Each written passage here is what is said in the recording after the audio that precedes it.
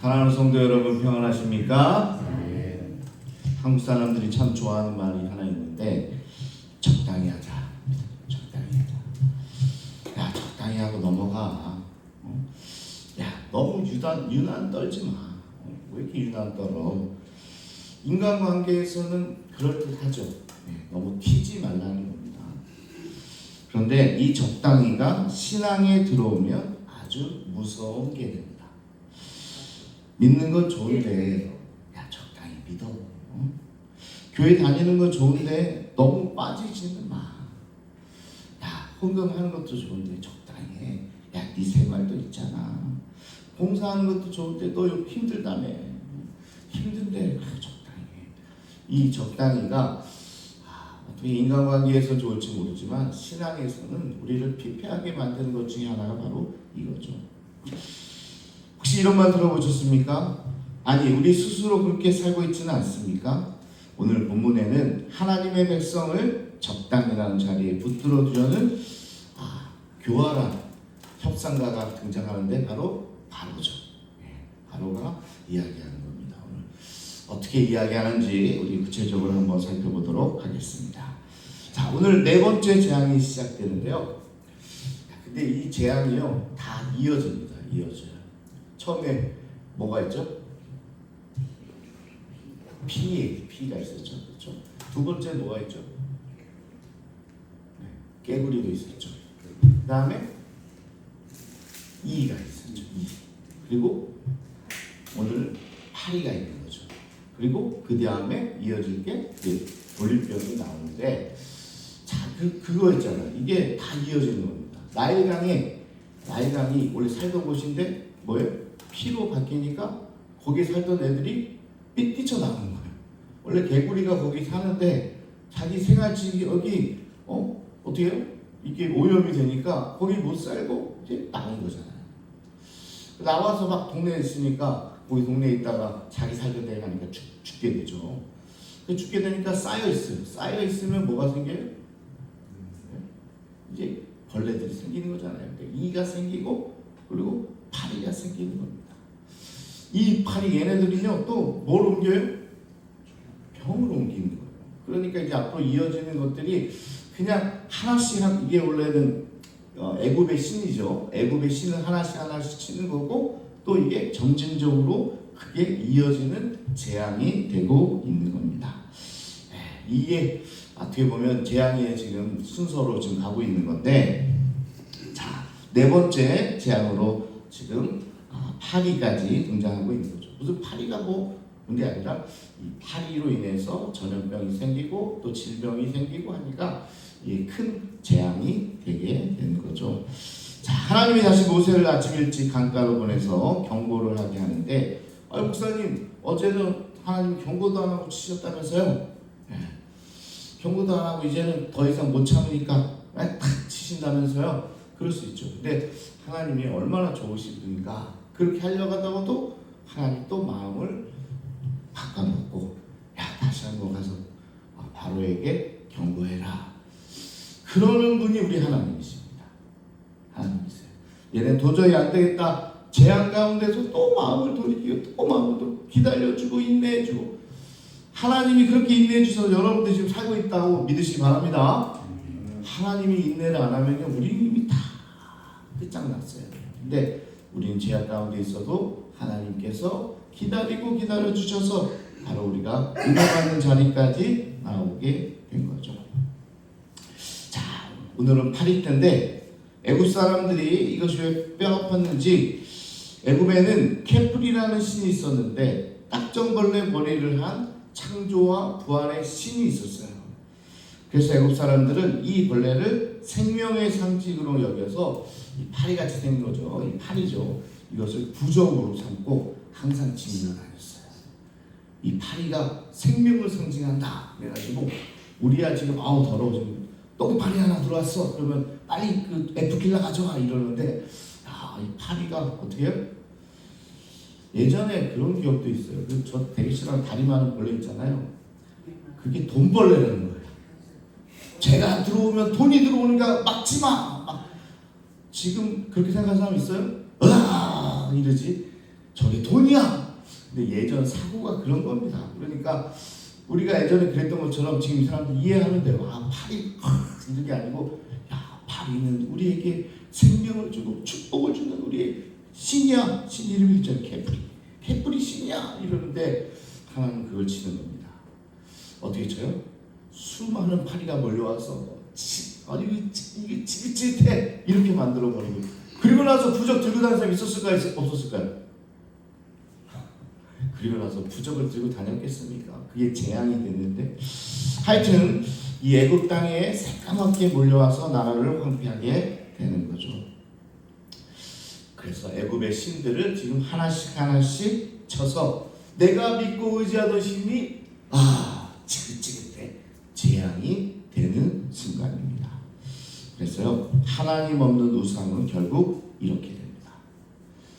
우리가 하나님 없이 이것이 나를 복을 줄 텐데, 이것이 나를 행복하게 할 텐데, 그 믿던 모든 것, 그게 우상이라고 부르는데, 그 우상은 결국은 우리에게 끝내 나를 짓누르는 짐이 된다. 어떤 사람은 내가 어렸을 때 공부를 못했는데 그러면서 공부가 나중에 자기의 우상이 되는 사람도 있는 거예요. 나는 친구 없이는 못 살아. 근데 친구가 우상이 되어버리는 거예요. 그러면 그 우상이 어떻게 돼요? 내가 그렇게 쫓아왔는데 나중에 그게 재앙이 되는 거죠. 짐이 되는 겁니다. 오로지 하나님만이 나를 구원할 자라 이렇게 여기시기 바랍니다. 그러니까 내가 지금 뭘 쫓아 살고 있는가? 그게 우상이 된다. 내가 부적처럼 여기고 있는 것들 다 그게 재앙이 된다라는 사실을 오늘 이 파리 재앙으로 이야기하고 있습니다. 자, 이 와중에 하나님 이렇게 선포하시죠. 22절에 그날에 내가 내 백성이 거주하는 고센 땅을 구별하여 그곳에는 팔대가 없게 하리니 이로 말미암아 나는 이 땅에서 여호와인 줄 내가 알게 될 것이다. 자, 특별한 게 있죠. 구별했다. 히브리어로 팔라인데 갈라노타, 특별하게 다루다라는 겁니다. 애굽 온 땅에 파리떼로 뒤덮였는데 고센 땅, 히브리 사람들이 살고 있는 이 땅에는 파리 한 마리가 없습니다. 같은 하늘 아래인데, 같은 나라 안에 사는데, 이게 기적이죠. 파리가 온 애굽을 막 이렇게 힘들게 하는데 고센 땅에는 왜 파리가 안 갔을까요?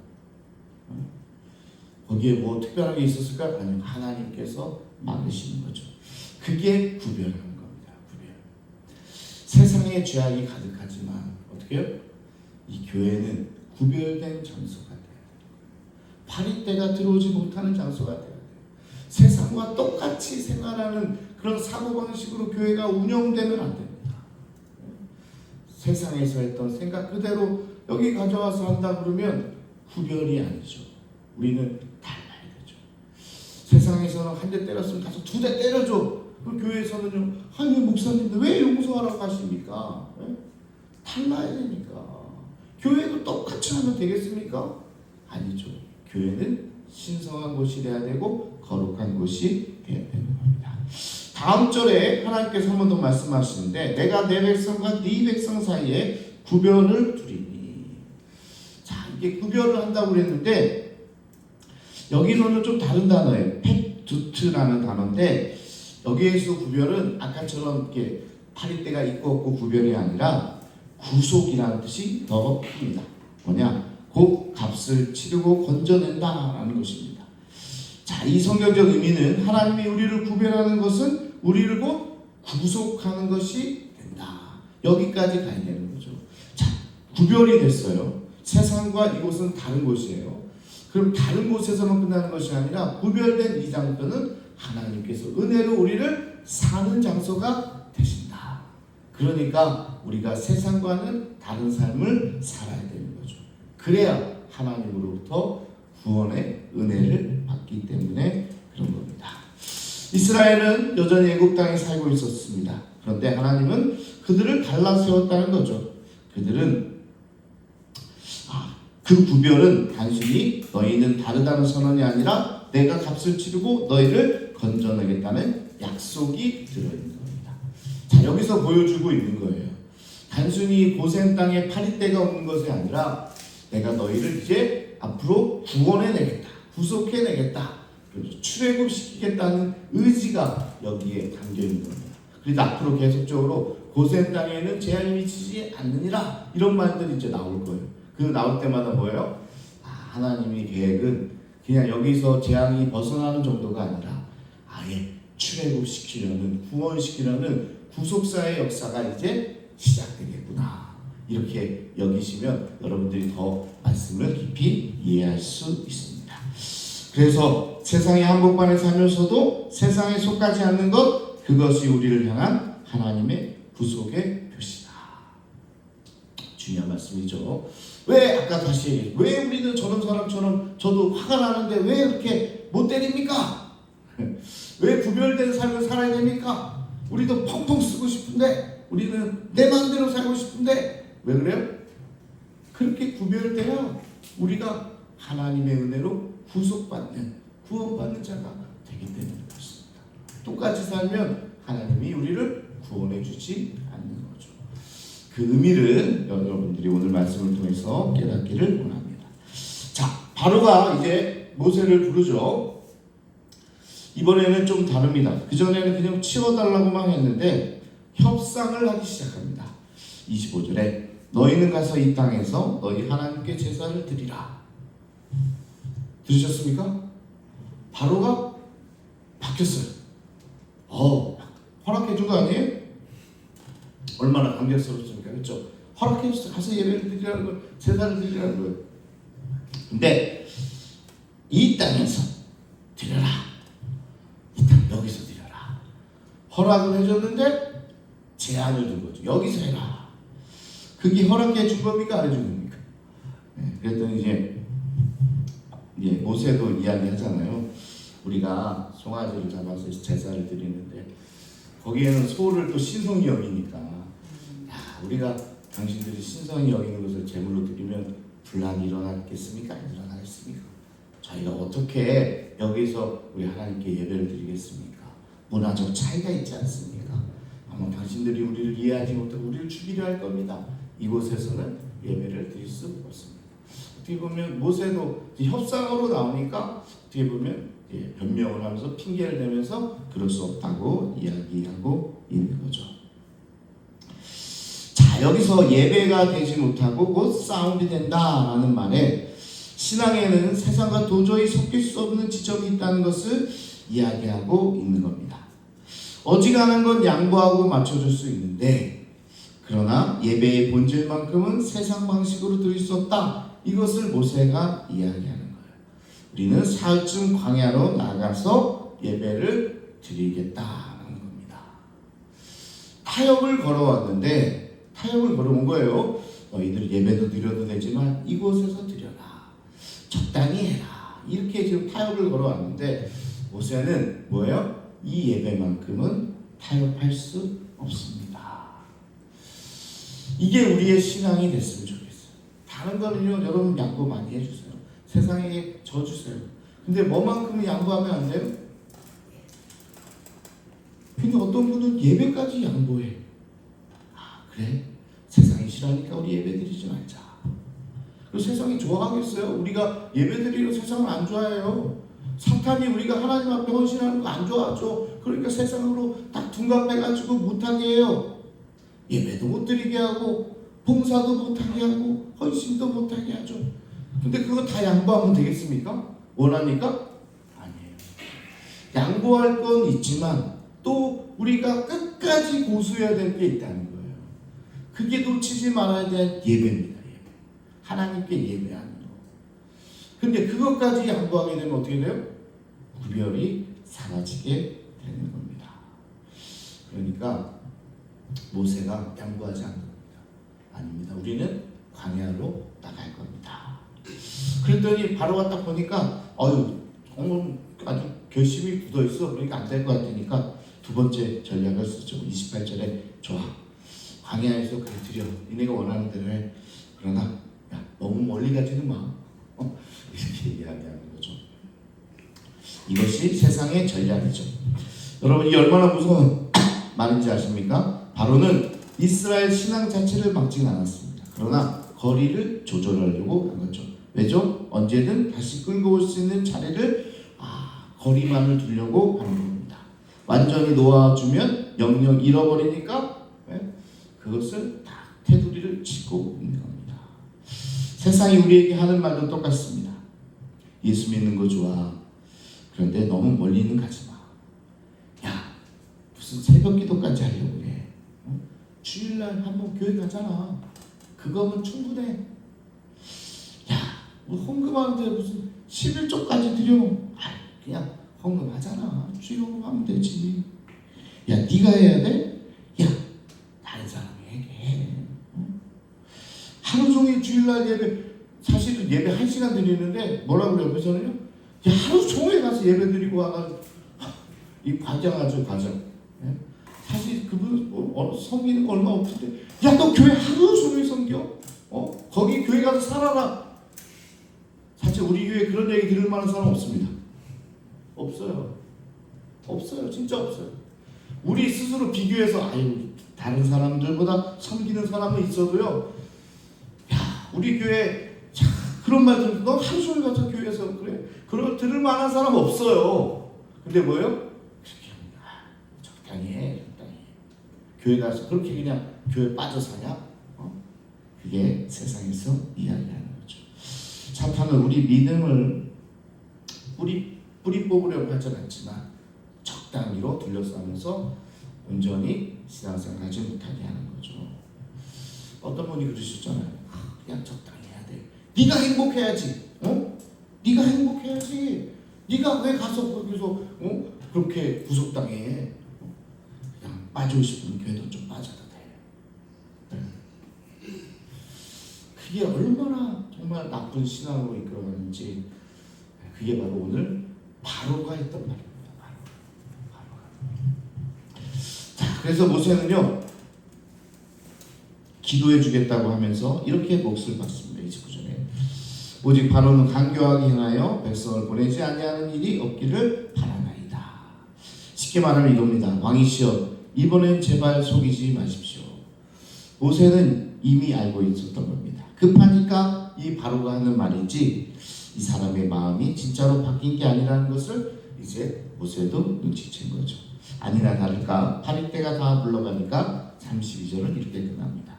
그러나 바로가 이때에도 그의 마음을 완강하게 하여 그 백성을 보내지 아니하였더라. 결국 타협은 회개가 아니었다라는 사실입니다. 한국교회 역사에도 적당히 유혹 앞에서 끝까지 물러서지 않은 분이 계십니다. 산정의 교회 주기철 목사님이시죠. 일제강점기 말 총독부는 교회들에게 신사참배를 강요했습니다. 그런데 그들이 내민 논리가 아주 교묘했죠. 야, 이거는 종교행위가 아니라 국민의례다. 신사참배해라 이거 하면서 일본 황제한테 이제 전하는 거잖아요. 근데 이거는 그냥 니네가 한국 식민으로서 국민의례 하는 거야. 우상숭배 아니야. 이렇게 논리를 피니까 한국교회에서 어떻게 하는지 알아요? 그래, 신사참배해도 된다. 우리 장로교 성결교도 간기교도 거의 대부분 다 신사참배를 인정했어요. 뭘로? 우상숭배를 인정했으면 아마 다 그게 됐죠. 근데 뭘로 인정했어요? 그래, 국민의례야. 여러분, 그래서 이해를 해야 돼요. 뭐예요? 신사참배 저 신으로 하는 게 아니고 우리도 국민의례 하잖아요. 지금도 국민의례 하잖아요. 우리 하는 것처럼 우리가 일본에 이제 제국의 백성들이 했으니까 국민의례 해야지. 그러면서 교회에서 다 한 거예요. 목사님들도 다 한 거죠. 근데 부끄럽지만 저도 그런 상황이면 했을지도 모르겠어요. 야, 적당히 해. 적당히. 그렇게 하는 거죠. 근데 끝까지 신앙을 지킨 사람 누구예요? 주기철 목사님이죠. 일상하고 내가 죽으면 죽으리라. 끝까지 타협하지 않고 적당히 해라는 소리에 야, 그냥 이번에는 넘어가. 그러면 일본에서 그러면 너 목회하게 해줄게. 그러면 너네 교회, 산정의 교회 그 성도들 지금 고문당하고 있는데 그 사람들 다 풀어줄게. 네가 그냥 한 번만 오케이만 해. 그러면 내가 편하게 살게 해줄게. 건강하게 다시 살 수 있도록 도와줄 거야. 실제로 제가 지어낸 얘기야. 실제로 그렇게 유혹을 했는데 끝까지 거부하죠. 그게 1944년 이제 1년밖에 안 남았는데 바로 감옥에서 순교하시게 됩니다. 그런데 그게 아무것도 아닌 그게 결국 한국 교회가 살아나는 계기가 됩니다. 그런 분들이 계셨기 때문에 신앙생활은 이렇게 하는 거예요. 적당히 그냥 눈이만 이렇게 하는 게 아니라 내가 죽을 때까지 끝까지 온전히 지키는 것, 그게 신앙생활이 돼서 한국교회를 다시 일으켜 세웠다라는 말씀입니다. 근데 여러분들이 혹시 저에게 그럼 목사님도 그렇게 할 수 있습니까? 그럼 쉽게 대답이 안 나오죠. 근데 뭐예요? 오늘 말씀은 뭐예요? 그렇게 살려고 노력하는 거죠. 최소한 그렇게 살려고 해야 되는 거 아니겠습니까? 그래서 오늘도 바로의 목소리가 여러분 삶에 들려올 겁니다. 믿어. 누가 뭐라고 그랬어? 믿어. 그런데 그렇게까지는 할 필요는 없어. 그래 가서 봉사는 해도 돼. 그런데 봐봐, 옆 집사 봐봐. 그 집사는 안 하더라. 괜찮아. 그 사람도 안 하는데 너는 왜 자꾸 비교하게 하면서. 어떻게 보면 우리에게 헌신을 막는 그런 세상의 목소리가 들릴 수 있다. 그때 오늘 적당히를 넘어서 온전히의 신앙을 갖는 저와 여러분 되시기를 축복합니다. 그게 이 파리 재앙을 이기는 길이다. 사실입니다. 자, 시간 우리 주여 한번 부르시고 함께 통성으로 기도하겠습니다. 오늘 바로가 협상을 걸면서 모세에게 그래 여기서 예배드려 못합니다. 그래 그러면 나가도 내가 눈에 띌 수 있는 그곳에서 그래 적당히 해. 이 어떻게 보면 타협이 들어올 때 끝까지 모세는 이 신앙을 지켰던 겁니다. 오늘도 주기철 목사님을 회유했던 그 세상의 목소리가 우리에게 들려올 수 있습니다. 국민이래야 괜찮아. 그건 다 해. 야, 너 존경하는 그 주목사님 계시지? 목사님도 그렇게 했어. 거짓말이죠. 그러면서 야, 그 구역장님도 그렇게 하는데 네가 왜 그래? 이렇게 적당히 하라는 세상의 타협이 들어올 겁니다. 그런데 우리의 신앙은 적당히 하는 그 순간 무너지게 될 수밖에 없어요. 온전해야 지킬 수 있습니다. 그래서 오늘 적당히를 넘어 온전히의 신앙을 내가 가지게 해달라고 이 시간 결단하기 원합니다. 이 시간 우리 주여 한번 부르고 함께 기도하겠습니다. 주여, 아버지 하나님 감사합니다.